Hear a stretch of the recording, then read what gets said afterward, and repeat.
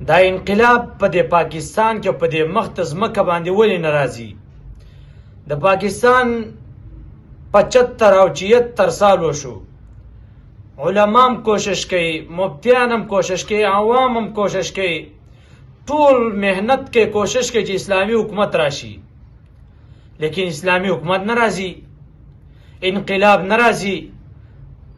باوجود د دې چې انقلاب اسلامي حکومت راشي، ظلمونه سیوا کېږي، دغه رنګې بربریت سیوا کېږي، سات کېږي، بدامني جوړېږي. وجه څه ده؟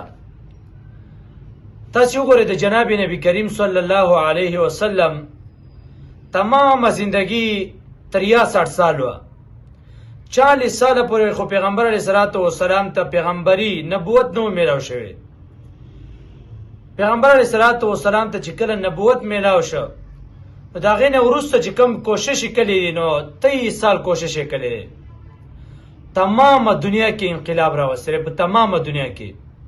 هغه لږ وخت دپاره نه و، 1445 کال وشو. دې نه بعد قیامته پورې به څومره وخت د پیغمبر علیه الصلاة والسلام انقلاب چې کوم یې راوستی او تر اوسه پورې چلیږي.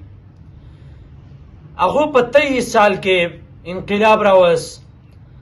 دلته علماو تقریبا 75 سال محنت وکړ، عوامو 75 سال محنت وکړ، مسلمانانو انقلاب نه راځي، اسلامي حکومت نه راځي.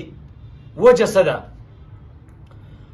نو شپږ وجې دي، شپږ وجې. دې وجې نه په موږ کې په خپله باندې انقلاب دا نه راځي، په خپله بدن کې، په خپله باډۍ کې سره انقلاب نه راځي.